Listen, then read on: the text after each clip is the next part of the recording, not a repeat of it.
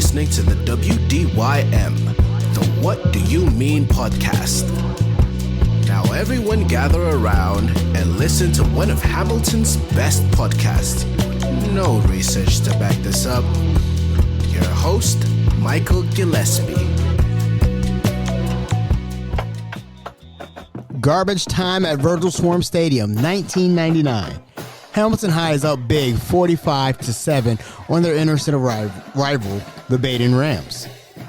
Hamilton securing their first ever win against Badin, and they still have one more game to play in 2000. You may ask yourself, well, why am I covering this again? Because we've already talked about the 1999 game. I just want to let you know there's this guy out there named Tommy Puma who is still throwing touchdown passes. The PAT no good. The final score, Hamilton 45, Badin 13. So the recipe on how to beat a Terry Malone-led Badin Rams team has been etched in stone by the 1999 Big Blue team. If you have the athleticism and a bend, don't break defense, you can beat a Terry Malone Badin Rams team. This 1999 squad has put up the most points ever in this rivalry, 45 points, and put up the biggest margin of victory of 32 points. The tide has maybe turned in Hamilton's favor. So as the fourth and final game of the series is approaching, and take a visit to the 1980s and do a quick recap of the Hamilton Badin series. The first game, the 1980 game, was won by Badin 28-14 with a young man named Tony Farkas, who scored 3 touchdowns in the second half to cement the win, beating Hamilton 28-14. The 1981 game was a defensive battle that was won by a field goal kicked by Rick Casano for Badin, and the 1981 game concluded with a 3-0 victory for Badin, which gave them a quick series lead 2-0. Now let's fast forward time 20 years later, more specifically 1999, and Hamilton and Badin hooks up again. This time, the athleticism of a Ryan King, two touchdowns, 227 yards on the ground, and David Huff scoring 3 touchdowns, one pass, one run, 1 interception, and the athleticism of the modern day players proved to be too much for Terry Malone, and it was a whooping 45-13. What did the 2000 teams have coming into this game? Let's start off with Badin first. Badin's team is not like any other Terry Malone-led Badin team. The team is coming in struggling 4-5. Now, last year's team came in 7-2 and hot. This Badin squad was coming in 4-5 on a hot streak, winning their last 2 games before they come into Hamilton. Now, this is uncharacteristic of a Terry Malone Badin team because they're coming in with a losing record. Still, the talk of Coach Malone was playoffs.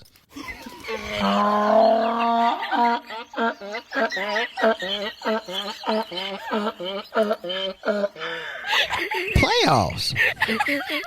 A 4-5 team getting in to the playoffs.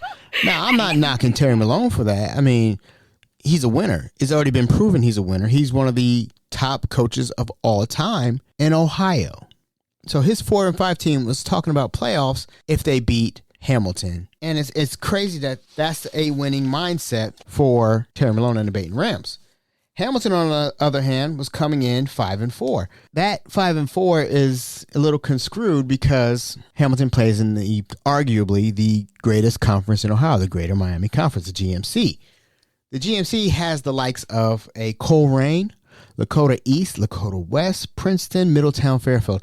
All tough competition every week. A 5-4 coming into the game is no laughing matter. As the game approaches, we're all getting ready to play, and as you know, the Journal's getting ready for the game, doing the interviews. First starting with Joe Clamo. Joe Clamo played on the game last year, but he was injured. Coming into the game, Coach Malone was high on the belief that they have to beat Hamilton. We definitely want to beat the Big Blue, Coach Malone says. But my biggest thing right now is I want to get into the playoffs. We have a chance to win a state title at 4-5. If we're going to make the playoffs, it's more important we go in there physically sound. Badin wasn't physically or mentally sound after last year's beating from Big Blue. The following week later, they got pummeled 30-7 at Wheelersburg. At 4-5, the Rams can clinch a playoff berth and most likely a first-round home game with a win over Hamilton. Badin will probably qualify even if it loses to Hamilton, but the Rams will have to go on the road the following week. They'll become the second team in Ohio history to make the playoffs with a losing record.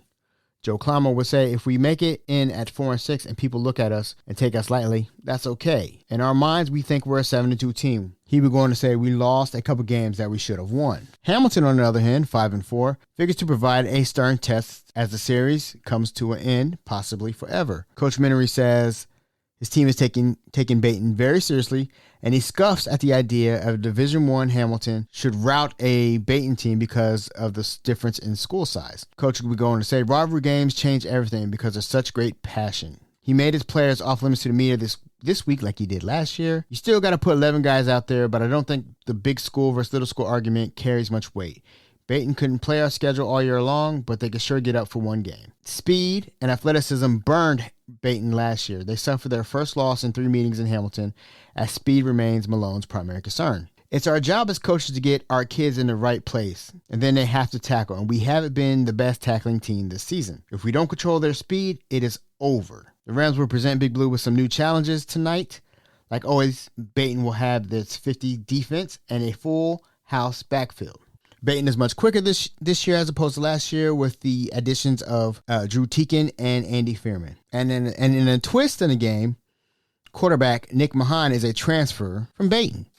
You don't think that good old Coach Malone would sabotage Hamilton by sending old Nick Mahan over to play quarterback, right? You don't find that suspicious? Not a bit, right? You don't find that suspicious? You don't find that suspicious? No, I do a little bit. I'm not going to lie to you. You would figure that there's a systematic person to play quarterback for Hamilton, but we accept a transfer from Badin to play this game? Maybe not. We'll see. I don't think Coach Malone would do that, but this is a rivalry game where all bets are off. So as our local paper put in stats for the county, there's not a Badin football player in the top 5, not in rushing, passing, receiving, punt returns. The only stat that is a Badin person in is kick scoring by a guy named Tommy Puma. So you would think that Badin doesn't have a star on the team. On the other hand, Hamilton does have a couple top people in the county. For example, Derek Wilkerson is the number 2 rusher in the county, counting over 1,100 yards rushing. Also, Ken Harper has the most points, extra points, and field goals in the county. Oh, no, yeah. Tez Morris, top 5 in tackling. So the stars would line up to think that Hamilton has enough athleticism to beat Badin. Now, I watched the game live in person. The story of the game tells a different story than rewatching the game now. And you may ask yourself, like, well, how can you rewatch a high school game? Well, thankfully, a local TV station, TV Hamilton, recorded the game. Again, this is a rivalry that's not been touched in over 20 years. And the grand scheme of it, we've played 4 games in an inner city rivalry. With the beauty of social media, I decided to reach out to TV Hamilton.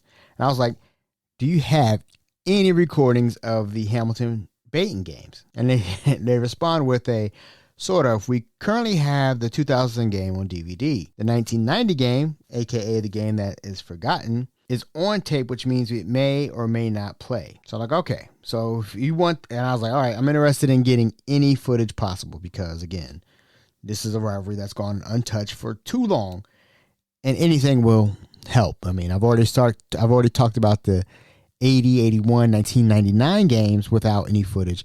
At least I get the 2000 game. So I send my money away. Lo and behold, I get the game.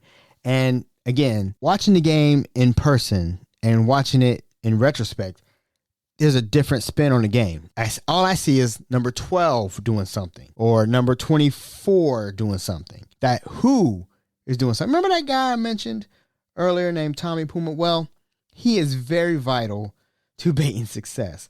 But nevertheless, watching the game, getting ready to watch this game on DVD, the actual presentation done by TV Hamilton is outstanding. So first and foremost, let me applaud TV Hamilton for providing me the game. I really appreciate it.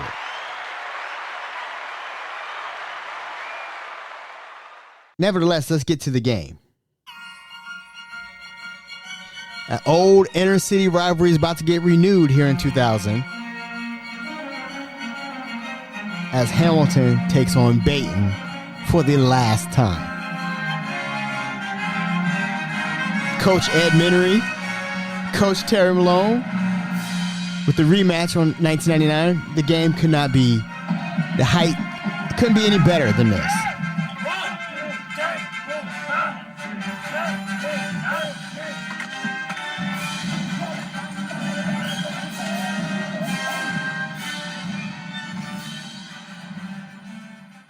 So what happens? What happens? The first possession, Badin has it. And within the third play from scrimmage, that man again, I keep mentioning for at least the third time, Tommy Puma is doing his thing. This time the triple backfield behind the quarterback Puma. Andy Fearman in the game. He lines up back there along with Playmo and Teakin. And on the option to the near side, the keeper by Puma. He's got the first down and a lot more. One man to beat. It's a huge block, and he is going to the 20, to the 10. It is a touchdown for the Badin Rams. A 73-yard run by Tom Puma. And Badin breaks out in front by a score of 6-0. So the third play from scrimmage, Tommy Puma is doing his thing again. Now, let's quick recap. Back 1999, he's the last person to score in that game. And now he's the first person to score in the 2000 game. I think that Tommy Puma was very serious about this game. I guarantee he looked at those Hamilton High players and said this. You see me, or I see you, your ass better run. Think I'm playing. He's not playing. You know why? How I know that? Because, yeah, he scored the 6 points. Guess who's kicking the PAT? 73 yards on the run by Puma, and he's got to catch his breath in a hurry because he's going to attempt the point after. Are you kidding me? This man ran 73 yards, scores the first touchdown, comes back and kicks the PAT, which is good, 7-0, that quickly. Badin's up. It's ridiculous to see this. The feeling that I got is like, uh-oh, we're in trouble. Because Badin's come out, gave me a quick hit, quick 7-0. And it's like, this cannot be good. This cannot be good at all. So, okay, Tommy Puma scored a touchdown. Tommy Puma has put the PAT. Who's kicking the ball for the kickoff? Lo and behold, it's that man again. Puma will kick the ball away for the Badin Rams. So, the quick recap in the first quarter, it's Tommy Puma 7, Hamilton Big Blue 0. Tommy Puma is doing it all.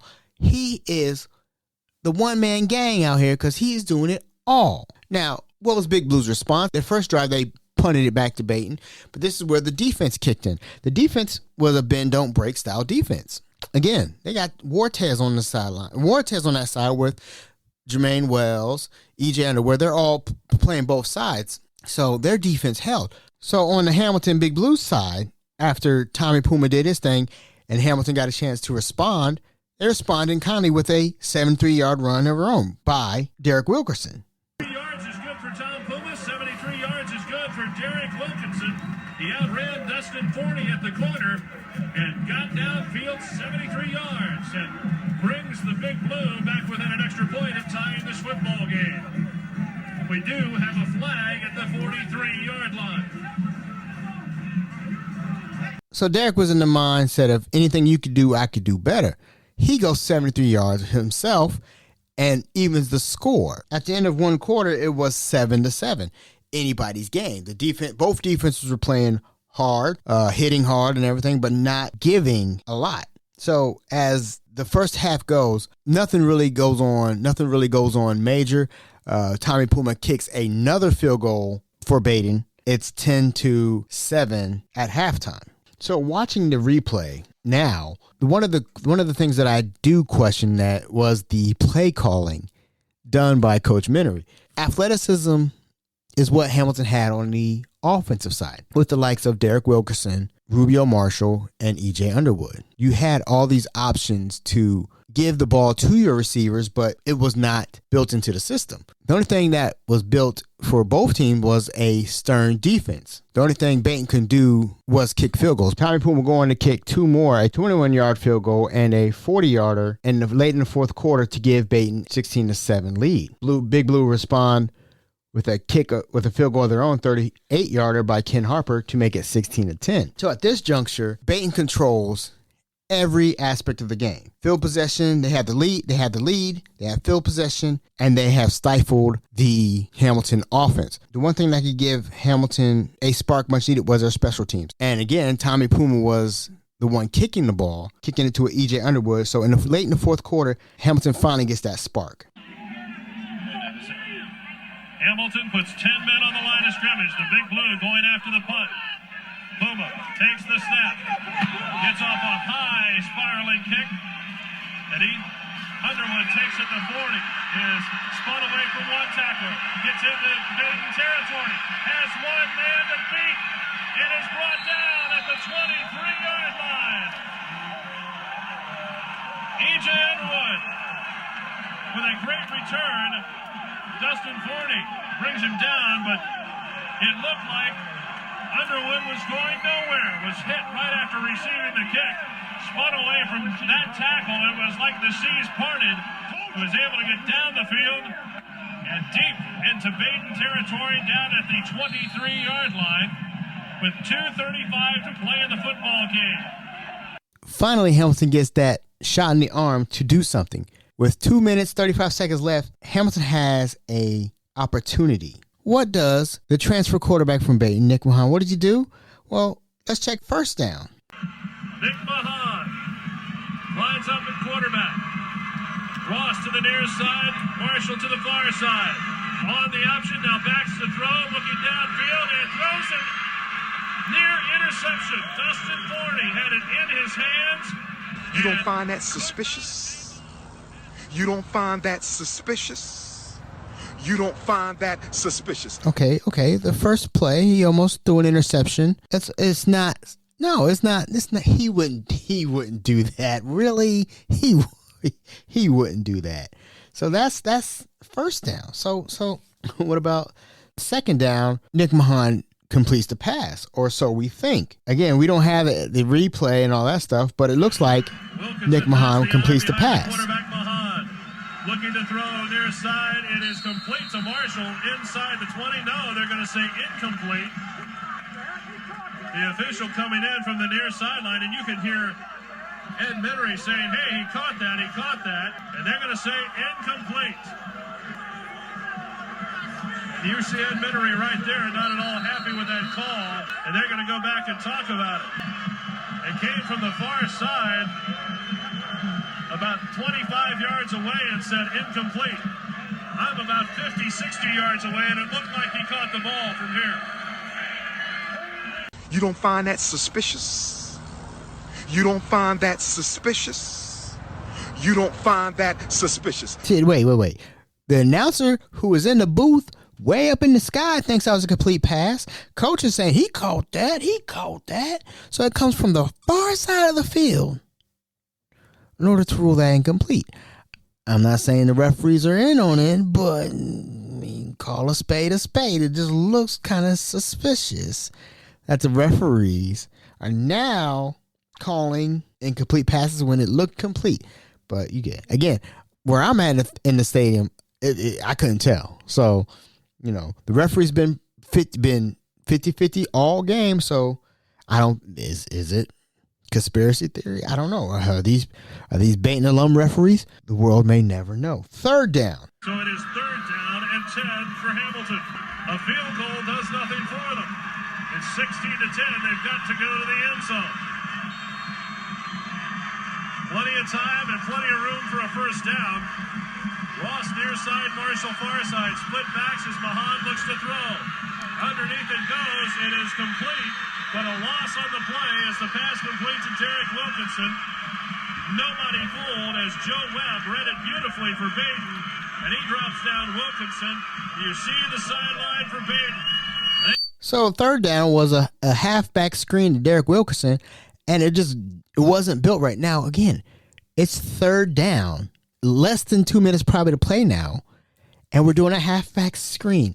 Again, hindsight is the greatest vision of all. If it's 3rd and 10, you're calling a halfback screen. Again, I ain't coach. I just know that wouldn't be the play call I would have done. But either way, this is what they're paid to do. So it's 4th down. This is Big Blue's last opportunity to do something. All hopes, the stadium, we're all hoping for a miracle. What happens? 4th down and 16. Rubio Marshall wide to the near side of the field. E.J. Underwood to the near side. Mahan, free step drop, looking toward the corner, and is batted away by Joe Roberto. And the Badin Rams will take over on downs, 1st and 10 from their own 31-yard line. So that basically ends the game. I'm sitting there disgusted.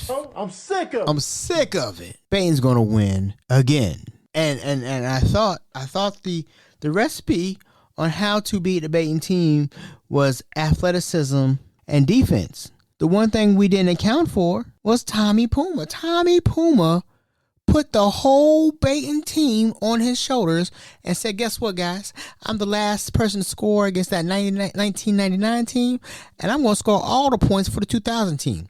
It's not Badin 16, Hamilton. It's Tommy Puma 16, Hamilton 10. And I guarantee you, Tommy was like, are you lucky I don't play defense? Because you probably wouldn't have scored those 10 points. Tommy Puma was a monster among monsters. He put on a performance like the likes of Tony Farkas from the 1980s, like a Rick Cassano from 1981. And yes, even a David Huff, Ryan King of the 1999 Big Blue team. He had a performance that shines today. Tommy Puma, you did a great job. Despite me being a Hamilton fan, you, sir, took on the Big Blue and beat them all by yourself. That, sir, you deserve a round of applause.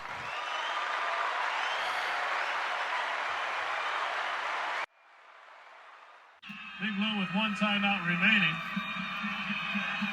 Player coming in late. As Puma takes the snap, backs it up, the whistle blows, clock runs with 10 seconds to play, and that will be the football game. It's been a wonderful game tonight from Virgil Swarm Stadium. You see the Badin Rams coming out onto the field and celebrating. They'll advance to the playoffs and probably play right here in Virgil Swarm next Friday. They came in and defeated the Big Blue tonight. The final score, 16-10. The Badin Rams win it. A great football game tonight here on TV Hamilton. We've been bringing it home to you. So, to recap the whole series as of 2000. Badin has won 3 out of 4 games, concluding with the 2000 game, 16-10, in a hard-fought, hard-played game by both teams. Again, watching the replay provides so much more context to the game. Tommy Puma played outstanding. One of the best performances of all time. So, as recap, we get to catch up with Coach Ed Menery for his thoughts on the game. Back at Virgil Swarm Stadium, Steve Baker here, 16-10 the final score. The Badin Rams over the Hamilton Big Blue. Joined by Hamilton Big Blue coach Ed Menery. And Coach, you said coming in that your offense hadn't been performing well. They really struggled tonight against the Badin Rams. Well, they have, and it hadn't just been tonight. The last 4 games we've struggled offensively, and we've lost 3 out of our last 4, and all of them were just like that. 4th quarter losses. Unfortunately, our 5 wins were all 4th quarter wins. We were not a dominant team at all this year, and here tonight, I really feel like having gone through the 7 games in the GMC and gone 7 games right in a row with finishing up with Princeton, Middletown, Fairfield, and then Badin. We had to play a real hard game tonight. Badin had a lot more to play for. They're heading on to playoffs next week, and they wanted to make sure that they finished 5-5, and we were going for a winning season. But I'm telling you, our boys gave everything they had out there, but it just seemed like we were lackluster, and and I was really disappointed that we just weren't as sharp as we had been. I think we wish we'd had a little bit easier game tonight because we've just expended so much energy here in the last 4 weeks just playing hardball, and I just think to ask a team to do that much is awfully hard. I think our boys played hard there at the end. We had a shot there even with our offense. We had 4 plays to go for the end zone, and we weren't able to convert. So that's the way the ball game went. I think the running backs for both teams really played hard, and then naturally we kept them out of the end zone other than the one long play. I thought our defense struggled, and that to me is a sign of great spirit of our defense. Offensively in the second half, we only had 1 first down, I believe, and after that, you can't win many ball games coming from behind. We were 3 points and a half, but we had to come from behind, and we needed 2 scores there at the end. Kenny Harper made a nice field goal, put us within reach. E.J. Underwood almost broke. Both those kids are coming back next year. I think we'll have a very exciting team. Were you I don't think you were surprised at the running game for the Badin Rams, but they certainly took it to you. All 3 of their backs, and Tom Puma really ran on you all night. No question about it. Puma's a fine quarterback, and we knew he would be tough. We didn't think he'd be featured as much as he was on the run. His 2 running backs, Fearman and Teakin, I thought did an excellent job cutting. We had some people there at times, but other times we didn't have people there. And it just looked like at times we just were a little bit not as sharp as we have been, because we've been playing some pretty darn good defense, but we did bend, we didn't break. At the same time of possession, when we did get it, our field position in the second half was very bad, and that to me played a big factor in the game. Coach, thanks for talking with us here. A tough loss, but congratulations on a good season. We'll be back next year. Hamilton High head coach Ed Minery joining us here in our post-game show. Again, 16-10, the final score, the Badin Rams over the Hamilton Big Blue. So he was talking about certain things like field position, time of possession, all that stuff.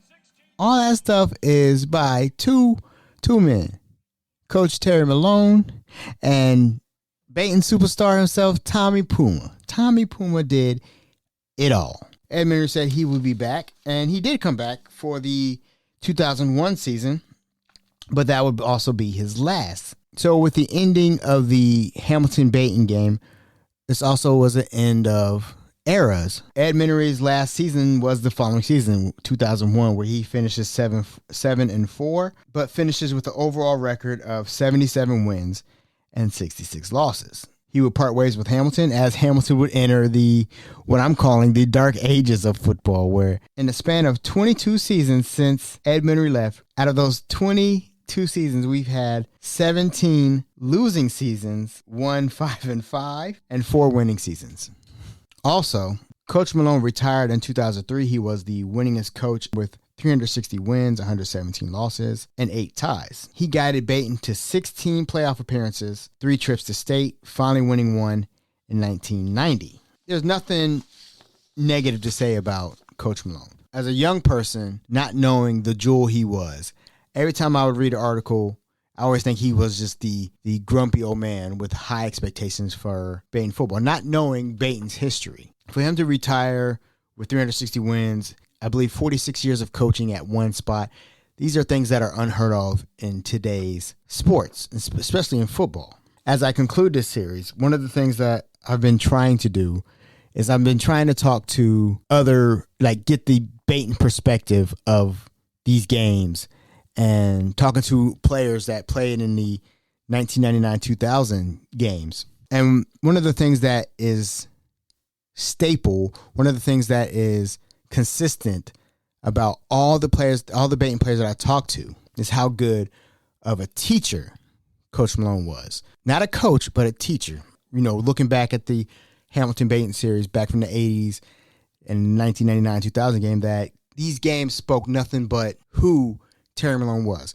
His style of play did not change at all, and that's why Badin was so successful all this time. And still to this day, Badin is very successful each and every year. So in conclusion, why do we have to wait 20 years to play these games? This is something that, in my opinion, is what Hamilton needs. Again, being a student in 99 and coming to watch the game in 2000, it's very rare to have the stadium jam-packed on both sides.